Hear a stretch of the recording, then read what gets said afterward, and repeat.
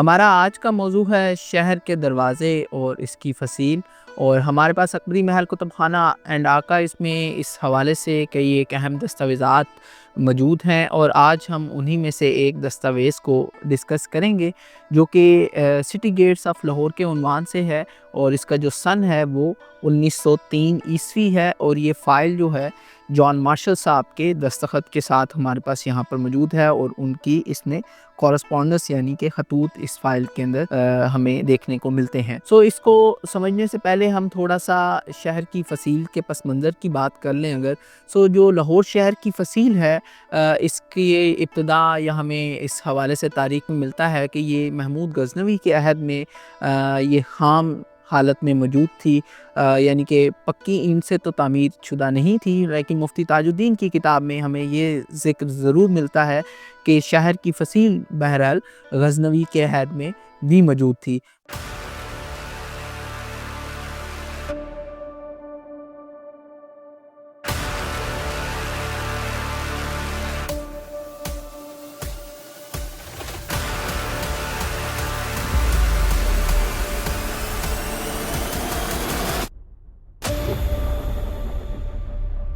بعض ازاں ہمیں اس میں اہم تبدیلی بادشاہ اکبر کے عہد میں دیکھنے کو ملتی ہے، جب 1584 عیسوی میں لاہور کو پایہ سلطنت بنایا گیا۔ شہر کی دوہری فصیل تعمیر کی گئی، اور اس کے حوالے سے آئین اکبری میں ہمیں ذکر ملتا ہے کہ یہ فصیل 30 فٹ اونچی اور 30 فٹ ہی چوڑی تھی، اور اس فصیل نے شہر کا آنے والے کئی دہائیوں میں دفاع کیا۔ شہر پر جو حملے ہوئے، چاہے وہ بندہ بیراگی کی مہم میں شہر پہ ہونے والا حملہ ہو، یا متاخرین مغل عہد میں جو انتشار تھا اس میں دورانی حملے ہوں، یا پھر اس کے جو چٹھا برادران اور ان کی لڑائیاں رہیں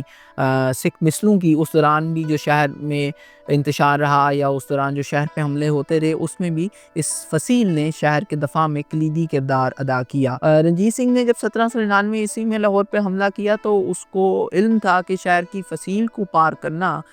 بے حد مشکل رہے گا۔ اس نے کیا کیا کہ لوہاری دروازے کے جو منتظم تھے مہر محکم دین، ان سے ساز باز کر لی، اور لوہاری دروازہ رنجیت سنگھ کی افواج کے لیے کھول دیا گیا، جس کی وجہ سے شہر کو فتح کرنا ممکن ہو سکا۔ اس سے ہم اس شہر کی فصیل کا اہمیت کا اندازہ لگا سکتے ہیں، اور رنجیت سنگھ نے اس اہمیت کو ہی مد نظر رکھتے ہوئے اس شہر کی فصیل پر مزید توجہ دی، اور ہمیں باقاعدہ سوہن لال سوری عمدۃ التواریخ میں ذکر کرتے ہوئے ملتے ہیں کہ رنجیت سنگھ نے دلی دروازہ، روشنائی دروازہ، لوہاری دروازہ کی مرمت بھی کروائی، اور اس کے علاوہ جو شہر کی فصیل تھی اس کو مزید مستحکم کرنے کے لیے اس کے آگے ایک خندق کھدوائی، اور اس خندق کو تقریباً 40 فٹ گہرا رکھا گیا، اور اس کی چوڑائی اتنی رکھی گئی کہ کوئی گھوڑا اس کو پار نہ کر سکے آسانی سے، جس سے دفاع مزید جو ہے مؤثر ہو سکے۔ اس کے لیے وہ ایک اور ذکر بھی کرتا ہے کہ 1,00,000 روپیہ تقریباً اس سارے کام پر خرچ ہوا، اور حکم سنگھ اس تمام کام کا ان تمام امور کا نگران مقرر ہوا۔ اور بعد ازاں انگریز دور میں جب نوبادیاتی عہد میں ہم دیکھتے ہیں کہ انگریز سرکار نے جو رنجیت سنگھ نے یہ خندق کھدوائی تھی اس میں اور پانی بھروا دیا تھا راوی کا، انہوں نے اس کو مٹی سے بھر دیا، اور یہاں پر ایک سرکولر گارڈن کی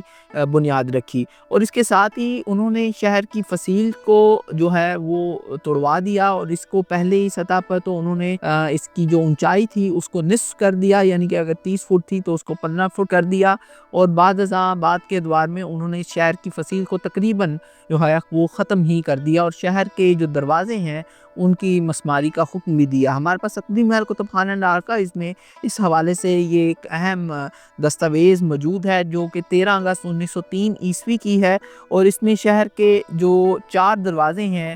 لوہاری دروازہ، شالیمار گیٹ، بھاٹی دروازہ اور موری دروازہ، ان کی مسماری کی بات کی گئی ہے، اور سر جان مارشل نے اس کا حکم دیا ایز اے ڈائریکٹر جنرل، اور وہ اس کے حوالے سے استفسار کر رہے ہیں کہ کیا اس میں کوئی دقت یا دشواری تو نہیں آئے گی، یا اس میں حوالے سے ہمیں مزید جو ہے کسی اور سے بات کرنے کی ضرورت ہے کہ نہیں۔ یہ ان کا خط ہے secretary government of Punjab public works department کے نام، اور آگے کے صفحات سے ہمیں پتہ چلتا ہے کہ پھر مختلف محکموں میں جب یہ سرکولر گیا تو یہی کہا گیا کہ محکمہ اثاریات سے اس حوالے سے تجویز لی جائے کہ کیا آیا یہ دروازے مسمار کرنے چاہیے یا نہیں۔ ہمیں یہاں پر یہ سمجھنا بھی ضروری ہے کہ وہ دروازے مسمار کیوں کروانا چاہ رہے تھے۔ کچھ تو انتظامی مسائل بھی تھے، جیسے دلی دروازہ جو تھا اس کے متعلق ہمیں یہ ملتا ہے کہ اس کی جب تعمیر نو کی گئی تو اس کی جگہ تھوڑی سی بدل دی گئی اور اس کو زیادہ وسیع تعمیر کیا گیا، کیونکہ جو پہلے پرانا دروازہ تھا اس میں سے جو آمد و رفت اتنی آسان نہیں تھی۔ مگر ایک اور یہاں پر اگر ہم ولیم بلوور کا کام دیکھیں یا لاہور ان دا ٹائم آف راج جو ایئن ٹالبوٹ کا کام ہے، یا شیخ میسن کا جو بہت شاندار مقالہ کچھ ہی سال پہلے تحریر کیا انہوں نے، اس کو مد نظر رکھیں، اور ایڈورڈ سعید کے کام کو بھی مد نظر رکھیں، تو ہمیں ایک اور اس میں پہلو بھی دیکھنے کو ملتا ہے کہ وہ چاہتے تھے شہر کی فصیل کو مسمار کرنا اور اس کے دروازوں کو ہٹانا، تاکہ یہ شہر جو ہے اس طرح سے پہلے کی طرح اس فصیل کو ڈھال کے طور پر استعمال نہ کیا جا سکے۔ اور 1857 کی جنگ کے بعد انگریز سامراج خاص طور پہ اس حوالے سے بہت فکر مند بھی ہمیں دکھائی دیتا ہے۔ اس لیے جب 1858 میں لاہور ریلوے اسٹیشن کی بنیاد رکھی گئی تو وہ ہمیں سب کچھ دکھائی دیتا ہے، مگر وہ کسی بھی طرح سے ایک ٹرانسپورٹ کا استقبالیے کا دفتر نہیں ہے، بلکہ وہ ایک قلعے کی صورت میں تعمیر کیا گیا۔ اسی طرح قلعے کے اندر جو قلعے کی ایک دیوار تھی پوری، اس کو توڑوا دیا گیا کہ قلعے کو دوبارہ سے دفاعی نقطہ نظر کے تحت استعمال نہ کیا جا سکے۔ تو اگر ہم اس پہلو کو مد نظر رکھیں تو یہ بھی ہمیں بتاتا ہے کہ شہر کے دروازے کیوں مسمار کیے گئے، کہ یہ شہر ناقابل تسخیر نہ رہے، یا اس شہر کے اندر لوگ جمع ہو کر جو ہے دوبارہ سے کوئی اس طرح کی مزاحمت نہ انگریز سامراج کے خلاف کر سکیں۔ اس میں انہوں نے کچھ دروازے مسمار کروا دی اور کچھ کی تعمیر نو کروائی، اور ان میں سے صرف لوہاری دروازہ ایک ایسا دروازہ ہے جس کو بمطابق اصل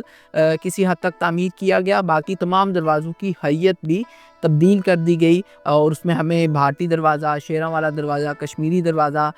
دیکھنے کو ملتا ہے، جو کہ تقریباً ایک ہی طرح کے ہیں، اور اس کو انڈیجنس آرکیٹیکچر سٹائل کی بجائے، یا پہلے سے جو ان کی شکل و صورت تھی اس کی بجائے، اس کو گوتھک انفلوئنس کے تحت بنایا گیا، جو کہ ایک اور شہر کے اوپر چھاپ تھی ان کے راج کی موجودگی کی،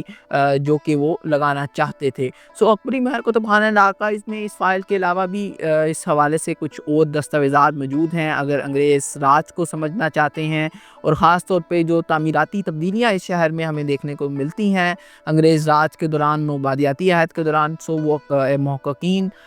کو دعوت ہے کہ وہ اکبری محل قطب خانہ آرکائیوز میں تشریف لائیں اور اس حوالے سے تحقیق کریں، اور ہمارے در ان کے لیے کھلے ہیں، اور ہم ہر طرح سے ان کی آسانی کے لیے کوشش کریں گے، اور ہم اس کے یہی ہمارا ایک طرح سے عزم بھی ہے کہ محققین کو زیادہ سے زیادہ ہم تحقیق میں آسانی فراہم کر سکیں۔ شکریہ۔